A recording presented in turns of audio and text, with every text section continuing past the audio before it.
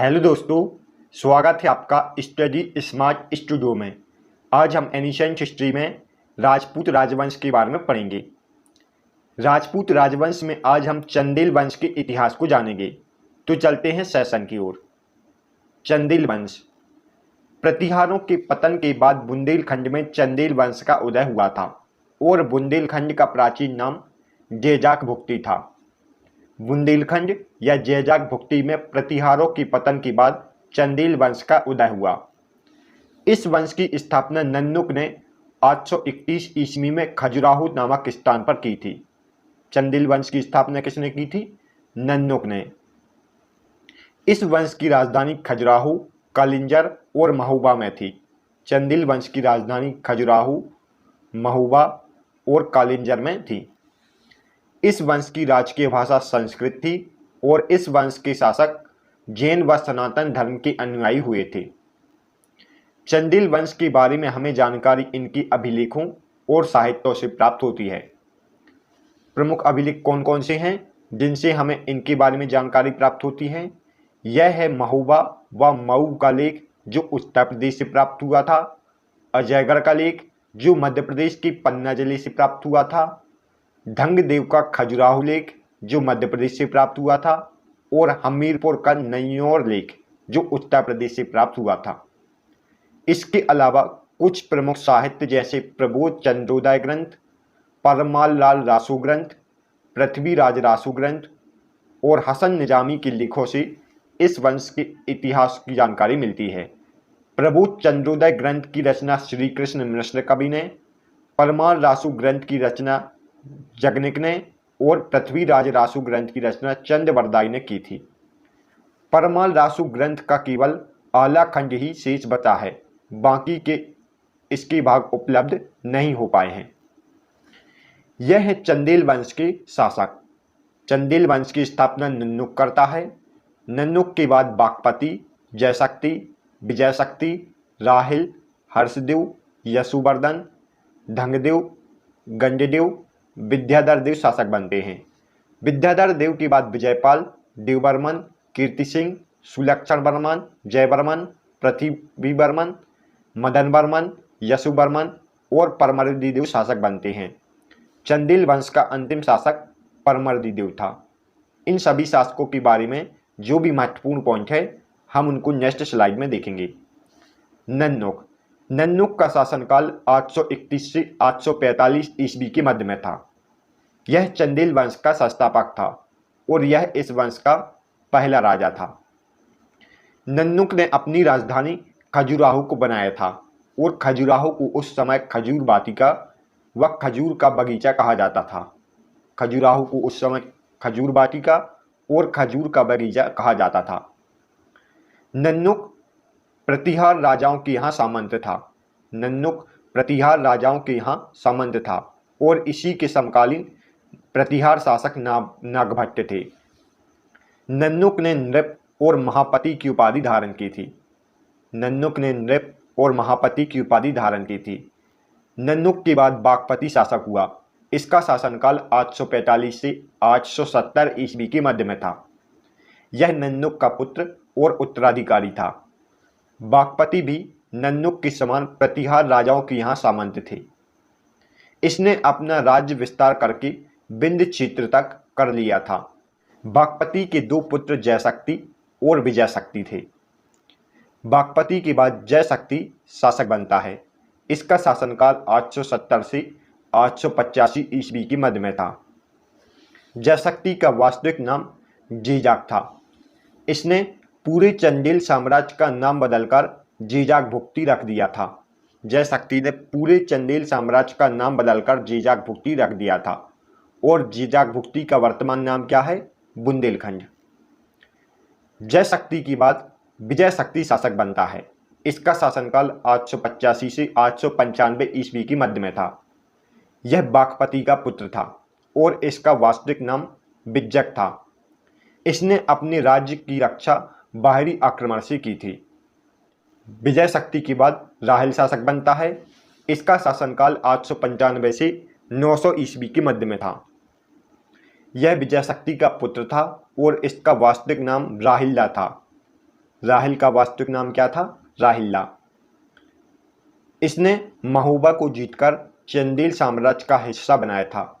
राहिल ने महोबा को जीतकर चंदेल साम्राज्य का हिस्सा बनाया था और इसने महोबा के पास राहिल्ला सागर जलाशय और एक सुंदर मंदिर का निर्माण करवाया था।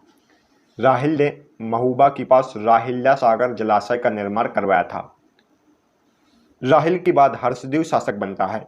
इसका शासनकाल 900 से 925 ईस्वी के मध्य में था। यह राहिल्ला का पुत्र था और यह वैष्णव धर्म का अनुयायी था। इसका उल्लेख खजुराहो लेख में किया गया है।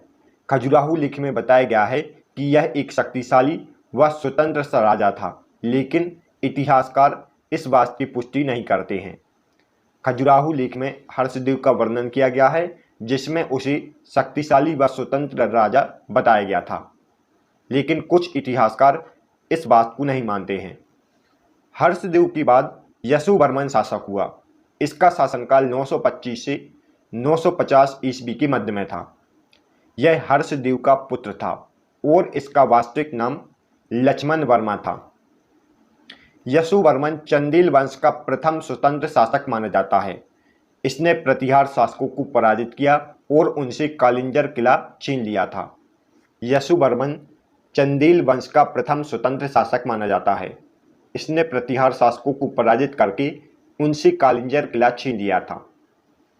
यशोवर्मन कन्नौज पर आक्रमण कर प्रतिहार शासक देवपाल को पराजित करता है और इसे कन्नौज से विष्णु की एक प्रतिमा प्राप्त होती है। इस प्रतिमा को यह चतुर्भुज मंदिर में रखवाता है। यशोवर्मन कन्नौज से प्राप्त विष्णु की प्रतिमा को चतुर्भुज मंदिर में रखवाता है। यशोवर्मन ने चतुर्भुज मंदिर और लक्ष्मण मंदिर का निर्माण करवाया था, जो कि खजुराहो में स्थित है। चतुर्भुज मंदिर को विष्णु मंदिर भी कहते हैं। यशोवर्मन के बाद धंगदेव शासक बनता है। इसका शासनकाल 950 से 1003 ईस्वी के मध्य में था। यह यशोवर्मन का पुत्र था और इसे चंदेल वंश का वास्तविक स्वतंत्र शासक कहा जाता है। धंगदेव को चंदेल वंश का वास्तविक स्वतंत्र शासक कहा जाता है। इसने अपनी राजधानी कालिंजर से खजुराहो में स्थानांतरित की थी। धंगदेव ने अपनी राजधानी कालिंजर से खजुराहो में स्थानांतरित की थी। धंगदेव ने ही खजुराहो लेक का निर्माण करवाया था।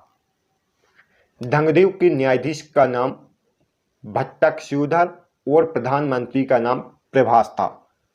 धंगदेव के मुख्य न्यायाधीश का नाम भट्टकशूधर और प्रधानमंत्री का नाम प्रभास था। धंगदेव ने परमेश्वर, महाराजाधिराज, कालिंगराजाधिपति, परमेश्वर की उपाधि धारण की थी। धंगदेव परमेश्वर, महाराजाधिराज, परम माहेश्वर, कालिंगराजाधिपति की उपाधि धारण करता है। धंगदेव ने खजुराहो में जिन्नाथ मंदिर, विश्वनाथ मंदिर और पार्श्वनाथ मंदिर का निर्माण करवाया था। जितना मैंने रेड कलर से हाईलाइट किया है उतना आपको याद रखना है। धंगदेव के बाद गंजदेव शासक बनता है। इसका शासनकाल 1003 से 1017 ईस्वी के मध्य में था। यह राजा धंगदेव का पुत्र था और इसने खजुराहो में जगदम्बी व चित्रगुप्त मंदिर का निर्माण करवाया था। गंजदेव ने खजुराहो में जगदम्बी व चित्रगुप्त मंदिर का निर्माण करवाया था। गंजदेव ने कन्नौज के प्रतिहार राजा राज्यपाल की हत्या करने के लिए अपने पुत्र विद्याधर को भेजा था।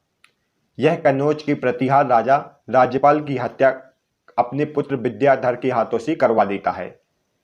गंजदेव के बाद उसका पुत्र विद्याधर देव शासक बनता है। इसका शासनकाल 1017 से 1029 ईस्वी के मध्य में था। यह गंजदेव का पुत्र था और इसके काल में चंदेल कला व वास्तुकला में उन्नति हुई थी। विद्याधर ने कन्नौज के प्रतिहार शासक राज्यपाल की हत्या कर दी थी।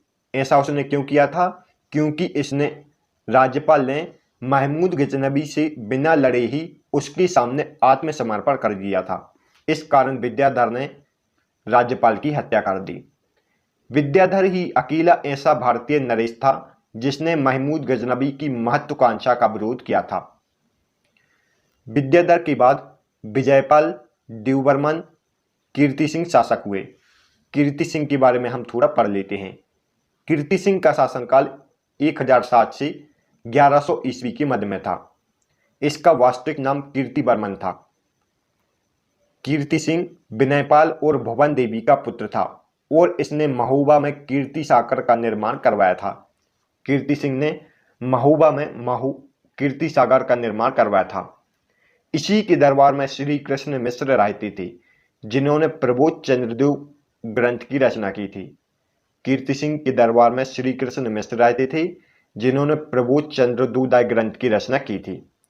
कीर्ति सिंह के बाद सुलक्षण वर्मन, जयवर्मन, पृथ्वीवर्मन, मदन वर्मन, यशुवर्मन और परमर्दिदेव शासक हुए। परमर्दिदेव इस वंश का अंतिम शासक था। परमर्दिदेव का शासनकाल 1166 से 1203 ईस्वी के मध्य में था। इसका वास्तविक नाम परमाल था और इसने तत्पानुधापात और दक्षिणाधिपति की उपाधि धारण की थी। इसकी दरबार में जगनिक कवि रहते थे। जगनिक कवि ने परमाल लासु ग्रंथ की रचना की थी। परमाल लासु ग्रंथ का केवल आलक खंड भाग ही शेष बचा हुआ है। इसके अन्य भाग हमें उपलब्ध नहीं हुए हैं। आलक खंड भाग में परमर्दिदेव के दो प्रमुख सेनापति आला उदल की वीर गाथा का वर्णन किया गया है। आला उदल की हत्या चौहान वंश के शासक पृथ्वीराज चौहान तृतीय ने कर दी थी। परमर्दिदेव कन्नौज की राजा जयचंद्र का परम मित्र था। आगे चलकर 1203 ईस्वी में कुतुबुद्दीन ऐबक ने परमर्दिदेव के राज्य पर आक्रमण किया और चंदेल राज्य को दिल्ली सल्तनत में मिला लिया था। इस प्रकार चंदेल राज्य का विलय दिल्ली सल्तनत में हो जाता है। Thanks for watching. यदि आपको हमारी वीडियो पसंद आई हो तो आप हमारे वीडियो को लाइक और चैनल को सब्सक्राइब जरूर करें। तो मिलते हैं नेक्स्ट वीडियो में। तब तक के लिए गुड बाय।